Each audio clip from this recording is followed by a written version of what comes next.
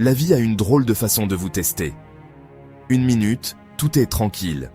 Le soleil brille, vous suivez votre chemin et vous pensez savoir où vous allez. Vous avez un plan. Vos objectifs sont clairement définis devant vous. C'est agréable, n'est-ce pas? Vous avez l'impression de maîtriser la situation, d'être le capitaine de votre propre navire, le dirigeant vers un bel horizon. Vous pouvez presque goûter la victoire, vous pouvez presque sentir le succès pour lequel vous avez travaillé si dur. Tout semble se mettre en place, exactement comme vous l'aviez imaginé. C'est un sentiment de paix, une confiance que vous avez gagnée. Puis, tout à coup, une tempête éclate. Ce n'est pas une petite averse, c'est un ouragan. C'est cet appel téléphonique que vous n'avez jamais voulu recevoir. C'est la nouvelle qui brise votre monde en 1 million de petits morceaux. C'est un revers si grand qu'il vous coupe le souffle. Soudain, le chemin sur lequel vous étiez a disparu. Le ciel clair et sombre est rempli de tonnerre. Vous restez là, au milieu des décombres, confus, blessé et complètement perdu. Vous regardez autour de vous et plus rien n'a de sens. L'avenir que vous aviez si clairement tracé s'est évanoui, remplacé par un gigantesque point d'interrogation terrifiant. À ce moment-là, vous avez un choix. C'est le choix le plus important que vous ferez jamais. Ce n'est pas un choix qui se fait dans votre tête, avec une liste de pour et de contre. C'est un choix qui se fait au plus profond de vos tripes, dans votre âme. Allez-vous vous allonger dans les décombres et laisser la tempête vous enterrer?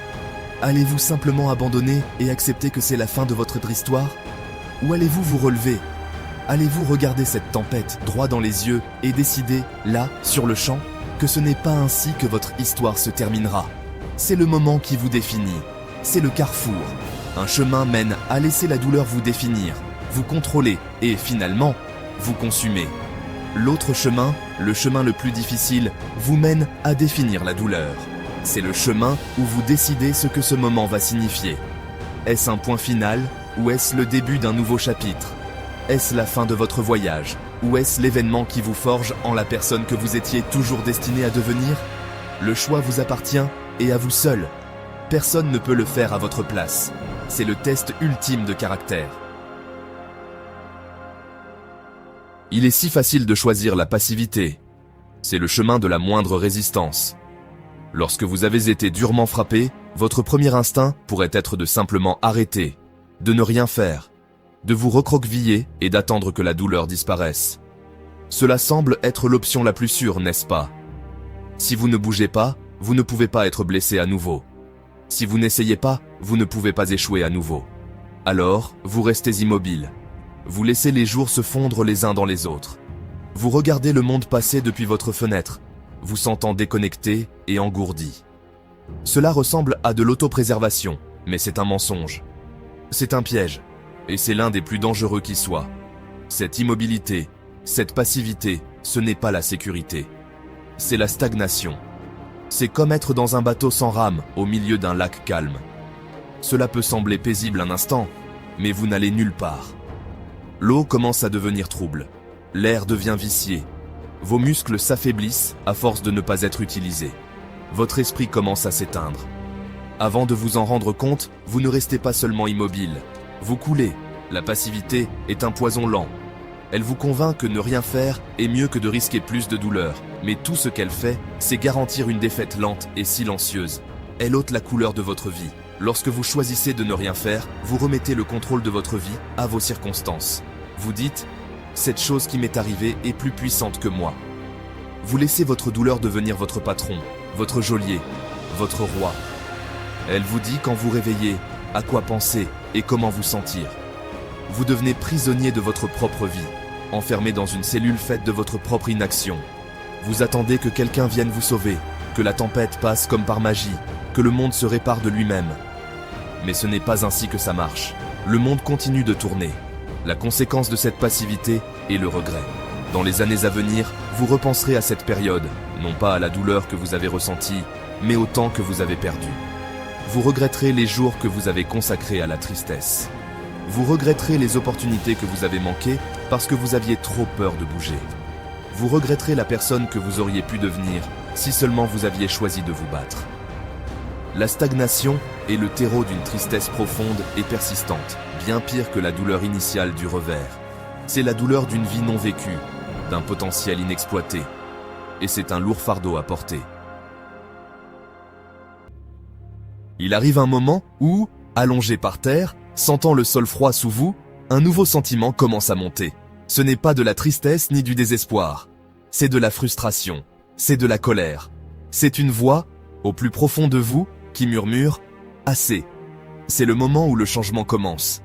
C'est la décision de changer votre attitude, de cesser d'être une victime de vos circonstances et de commencer à être l'architecte de votre retour. Ce n'est pas un moment magique, c'est un choix difficile, ardu et conscient. Vous décidez que vous en avez assez d'être abattu. Vous en avez assez de laisser cet événement avoir du pouvoir sur vous. Se relever après un échec est l'une des choses les plus puissantes qu'un être humain puisse faire. La première tentative peut être chancelante. Vous pourriez vous mettre à quatre pattes et rester là un moment, à reprendre votre souffle. C'est normal, le but n'est pas de se relever d'un bond. Le but est l'intention. Le but est l'effort. Vous vous relevez un peu, peut-être que vous retomberez, mais vous réessayez. Chaque tentative, aussi petite soit-elle, est une victoire. C'est une déclaration à l'univers, et plus important encore, à vous-même, que vous n'êtes pas vaincu. Cette décision est une rébellion contre le désespoir. C'est vous qui dites à votre propre douleur qu'elle n'aura pas le dernier mot. Il s'agit de reprendre votre pouvoir, une petite action à la fois. Peut-être que cela commence par le simple fait de sortir du lit. Peut-être que c'est de passer un appel téléphonique que vous avez évité. Peut-être que c'est de faire une promenade. Ce ne sont pas juste des tâches, ce sont des actes de défi. Ce sont des preuves que vous êtes toujours dans le combat. Vous devez célébrer ces petites victoires. Elles sont le carburant qui alimentera votre rétablissement. Elles sont les fondations de votre nouvelle base.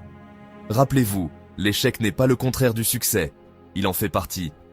Chaque personne que vous admirez a échoué. Elles ont été abattues. On leur a dit non. Elles ont eu le cœur brisé. La raison pour laquelle vous les admirez n'est pas parce qu'elles ne sont jamais tombées. C'est parce qu'elles se sont toujours relevées. Elles ont compris que la chute n'est qu'un événement. C'est temporaire. La décision de rester à terre est ce qui la rend permanente. Alors, prenez la décision. Décidez que votre histoire n'est pas terminée. Décidez que vous vous relèverez. C'est le premier pas pour tout changer. La douleur est une enseignante. C'est une enseignante brutale, impitoyable et implacable. Mais c'est une enseignante néanmoins. Quand vous êtes en plein dedans, vous avez l'impression qu'elle n'est là que pour vous détruire. Mais si vous pouvez y survivre, si vous pouvez l'endurer et la regarder avec de nouveaux yeux, vous réalisez qu'elle est venue avec une leçon. Chaque épreuve, chaque larme, chaque moment où vous pensiez ne pas pouvoir continuer, tout cela faisait partie d'un programme conçu juste pour vous.